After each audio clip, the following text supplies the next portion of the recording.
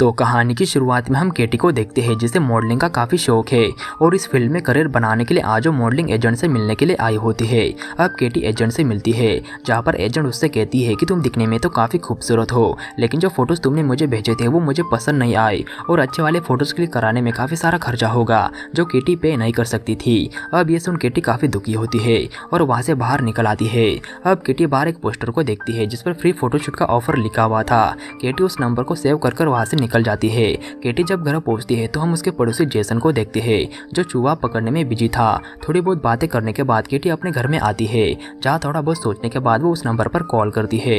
वो आदमी उससे कहता है कि तुम अपनी एक फ़ोटो मुझे भेजो जिससे मैं समझ सकूँ कि तुम कैसी दिखती हो। जिसके बाद केटी अपनी एक फ़ोटो उसे भेज देती है और फिर उस आदमी के फ़ोटो देख लेने के बाद वो अपना स्टूडियो एड्रेस केटी को भेज देता है और दोनों की अपॉइंटमेंट फिक्स होती है।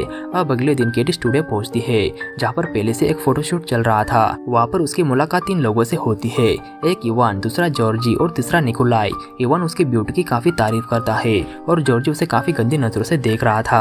अब खुद को इंट्रोड्यूस करने के बाद केटी बाथरूम में ड्रेस चेंज करने के लिए चली जाती है जहाँ पर वो जॉर्जी से जिपर को सेट करने में हेल्प मांगती है। अब फोटोशूट के दौरान जॉर्जी उसके आसपास ही मंडरा रहा था और फिर कुछ फोटोज लेने के बाद इवान केटी से कहता है कि इन फोटोज में मजा नहीं आ रहा, हमें कुछ अलग करना चाहिए। जिस पर केटी पूछती है कि क्या, तो इवान कहता है कि तुम्हें अपने कपड़े उतार देने चाहिए जिससे हम काफी बेहतरीन फोटोशूट कर सकते हैं।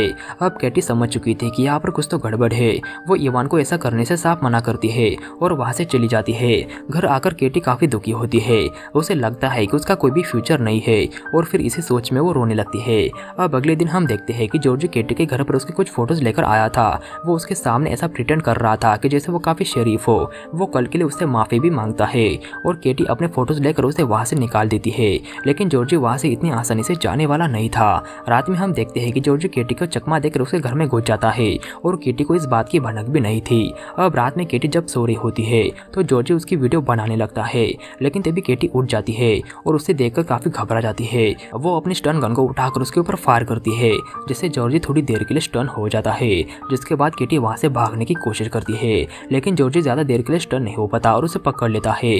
केटी के चिल्लाने की आवाज उसका पड़ोसी जेसन सुन लेता है जिसे देखने के लिए वो केटी के रूम की ओर आने लगता है। वो देखता है कि केटी बंधी हुई थी। वो कुछ करता कि तभी जॉर्जी उसके ऊपर कई सारी वार करता है जिससे वो अधमरा होकर वहीं पर गिर जाता है। अब जॉर्जी केटी के साथ काफी बेरहमी तरीके से जबरदस्ती करने लगता है और जेसन ये सब देख रहा था, लेकिन वो कुछ कर भी नहीं सकता था। केटी काफी तड़पती है, चीखती है, चिल्लाती है, लेकिन जॉर्जी को इस बात से कोई भी फर्क नहीं पड़ता। वो तो सिर्फ अपनी ठरक मिटाने में बिजी था। लेकिन जॉर्जी की ठरक निकल जाने के बाद उसे इस बात का एहसास होता है कि उसने तो काफी गलत काम कर दिया। वो काफी घबराने लगता है। उसे कुछ समझ नहीं आ रहा होता कि उसने क्या कर दिया। वो जल्दी से इवान को कॉल करके सिचुएशन के बारे में बताता है और अगले ही सीन में इवान अपने दोस्तों के साथ वहाँ पर आ जाता है। वो जॉर्जी के ऊपर काफी गुस्सा करता है। वो कहता है कि तुमने ये क्या कर दिया, लेकिन अब सब कुछ सेटल करने के लिए वो सबसे पहले जेसन की बॉडी को ठिकाने लगाते हैं जो पहले ही मर चुका था। और फिर सारे सबूत मिटाने के बाद केटी जो काफी बुरी हालत में थी वो उसे अपने साथ कहीं ले जाने लगते हैं। और फिर अगले सीन में केटी की जब आँख खुलती है तो वो खुद को एक अननोन जगह पर बिना कपड़ों में ही बंधा हुआ पाती है और तो एक आदमी उसके साथ पहले से ही जबरदस्ती कर रहा था। केटी काफी रो रही थी, चिल्ला रही थी, जिसकी आवाज सुन जॉर्जी वहां आकर उस आदमी को रोक लेता है। जिसके बाद जॉर्जी उसके लिए कपड़े लाता है और फिर कपड़े पहनने के बाद केटी मौका देखकर जॉर्जी के ऊपर एक जोर का वार करती है। वो उसके सर में काफी सारे वार करती है जिससे वो वहीं पर ही बेहोश हो जाता है और फिर केटी जल्दी से वहां से भाग निकलती है। वो सड़क पर आती है और भागती रहती है जहाँ थोड़ा आगे आकर वो देखती है कि वो एक अलग ही देश में आ चुकी थी जहाँ की लैंग्वेज भी काफी अलग थी। वो उन लोगों से मदद मांगने की भी कोशिश करती है, लेकिन उन लोगों को उसकी बातें समझ नहीं आती। वहाँ पर पुलिस ऑफिसर भी था जिसे केटी कहती है कि हेल्प मी। जिसके बाद केटी को पुलिस स्टेशन लाया जाता है। कार में पुलिस ऑफिसर उससे पूछता है कि तुम यहाँ पर कैसे आई, जिस पर केटी कहती है कि मुझे कुछ भी याद नहीं है। और इधर हम इवान को देखते हैं जिसे सब कुछ पता चल गया था। वो केटी की तलाश में निकल जाता है और इधर पुलिस स्टेशन में केटी कहती है कि उसे अमेरिकन एम्बेसी तक पहुँचाया जाए। वो दोनों बातें कर रहे होते हैं कि तभी फीमेल डिटेक्टिव एना वहाँ पर आती है जो ऑफिसर से कहती है कि उसे केटी के साथ अकेले में बातें करनी है। और फिर ऑफिसर के वहाँ से जाने के बाद एना उससे पूछती है कि तुम्हारे साथ आखिरकार क्या हुआ, जिस पर केटी उसे सारी कहानी बताती है और वो ये भी कहती है कि उसे अमेरिकन एम्बेसी तक पहुँचाया जाए। अब डिटेक्टिव एना केटी को एम्बेसी तक ले जाने लगती है जहाँ रास्ते में वो उससे कहती है कि तुम्हारे कपड़े कुछ ठीक नहीं लग रहे, तुम्हें मेरे घर चलकर अपने कपड़े चेंज कर लेने चाहिए। अब क्योंकि केटी को भी काफ़ी अच्छा लग रहा था, वो सोचती है कि वो सेफ है। जिसके बाद वो अपने कपड़े चेंज करने के लिए एना के साथ उसके घर पर चली जाती है। अब यहाँ पर केटी को एक बहुत ही बड़ा बड़ा झटका लगता है। दरअसल ये वही घर होता है जहाँ से केटी अभी भाग निकली थी और वहाँ पर वो दरिंदे पहले से मौजूद थे, जिन्हें देख केटी अब काफ़ी घबराने लगती है। वो एक बार फिर से उनके हाथों फंस चुकी थी। उसे कुछ समझ नहीं आ रहा होता कि उसके साथ आखिरकार यह क्या हो रहा है। वो एक बार फिर से उनके हाथों फंस चुकी थी। वो चिल्लाने लगती है, रोने लगती है और फिर थक हार कर वो शांत भी हो जाती है। अब थोड़ी देर बाद वहाँ पर वोल्वो नाम का एक आदमी आता है, जो कि उनका ही एक मेंबर था। वो केटी के साथ काफ़ी बुरा करता है। वो उसे इलेक्ट्रिक स्टिक से काफ़ी सारे झटके देता है। ये झटके काफ़ी खतरनाक थे, जिन्हें सहन करना काफ़ी मुश्किल था, जिसके बाद वोल्वो उसके साथ जबरदस्ती भी कर डालता है। अब अगले सीन में हम देखते हैं कि वहाँ पर जितने भी लोग थे वो एक गड्ढा खोद रहे होते हैं। दरअसल ये एक ग्रेव होती है जिसमें केटी को जिंदा दफनाया जाने वाला था। दफनाने से पहले इवान केटी के फेस पर कई सारे घूंसे मारता है, जिससे वो अधमरी हो जाती है। जिसके बाद उसके सारे कपड़े उतार कर उसे ग्रेव में डाल देते हैं और फिर उसके ऊपर कई सारी मिट्टी डालकर उसे वहीं पर ही दफना देते हैं। अब केटी एक कॉफिन के अंदर थी। वो काफी डर रही थी, रो रही थी। उसे कुछ समझ नहीं आ रहा होता कि वो यहाँ से कैसे निकलेगी। लेकिन तभी केटी उस कॉफिन को हिलाने की कोशिश करती है और फिर वो कॉफिन एक झटके की वजह से एक टनल में गिर जाती है।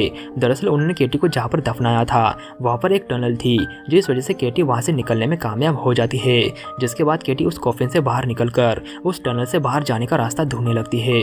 वो काफी देर तक टनल के अंदर ही भटकती रहती है। उसे बाहर निकलने का रास्ता जल्दी नहीं मिल रहा था, लेकिन तभी उसे एक दरवाजा दिखाई देता है, जिसके जरिए वो एक चर्च में आ पहुंचती है। अब क्योंकि केटी काफी भूखी थी तो वो वहाँ पर खाना ढूंढने की कोशिश करती है और फिर उसी दौरान चर्च के फादर उसे देख लेते हैं। फादर समझ जाते हैं कि केटी किसी बड़ी मुसीबत में है, लेकिन केटी उसे कुछ भी नहीं बताती और फादर से कपड़े और खाना लेकर वो वहाँ से चली जाती है। अब कुछ देर बाद केटी अमेरिकन एम्बेसी के गेट के बाहर थी। वो गेट के अंदर भी जा सकती थी, लेकिन वो नहीं जाती क्योंकि उसे बदला जो लेना था। अब जॉर्जी जब कॉफी पी रहा होता है तो उसे वहाँ पर केटी दिखा देती है। उसे देख वो काफी हैरान होता है और उसका पीछा करने लगता है। वो उसका पीछा करते हुए एक टनल में आ गया था, जहाँ केटी उसके पीछे वार कर उसे दीवार से बांध देती है।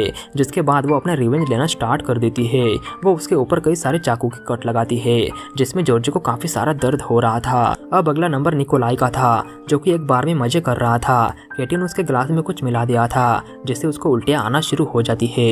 वो जल्दी से बाथरूम में आता है, जहाँ पर उसकी मुलाकात केटी से होती है।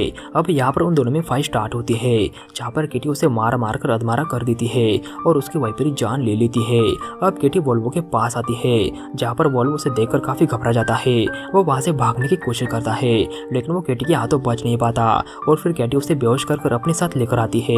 अब वोल्वो की जब आँख खुलती है तो वो खुद को बंधा हुआ पाता है। केटी उसके साथ वैसा ही करती है जैसा कि उसने उसके साथ किया था। वो उसे इलेक्ट्रिक स्टिक से कई सारे झटके देती है, जिन झटकों का पावर काफी खतरनाक था, जिन्हें वोल्वो झेल नहीं पाता और तड़प तड़प कर वहीं पर मर जाता है। अब अगली बारी एना की थी, जिसे पकड़कर वो कॉफी में बंद कर देती है। केटी उन सबको वैसा ही मार रही थी जैसा कि उन्होंने उसके साथ किया था।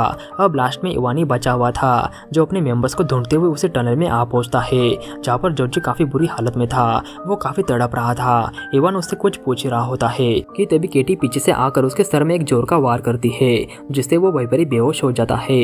इवान की जब आँख खुलती है तो वो देखता है कि उसे काफी बुरी तरीके से बांध दिया था और केटी ने उसकी पैंट भी निकाल ली थी। वो उसके साथ काफी गंदे तरीके से टॉर्चर करने लगती है। वो इवान की जान लेने वाली थी कि तभी वहाँ पर वही पुलिस ऑफिसर आ जाता है, जो केटी को ऐसा करने से रोक लेता है और फिर इसी बीच मौके का फायदा देखकर इवान केटी को मारने की कोशिश करता है, लेकिन पुलिस ऑफिसर उसे गोली मारकर मार डालता है। पुलिस ऑफिसर कहता है कि मुझे माफ करना, मैं तुम्हारी मदद नहीं कर पाया, लेकिन तुमने काफी अच्छा काम किया। जिसके बाद केटी अमेरिकन एम्बेसी तक आ जाती है और यह मूवी यहीं पर ही खत्म हो जाती है। दोस्तों, अगर आपके वीडियो पसंद आया हो तो लाइक और चैनल को सब्सक्राइब भी जरूर कर लेना। तो मिलते हैं नेक्स्ट वीडियो में।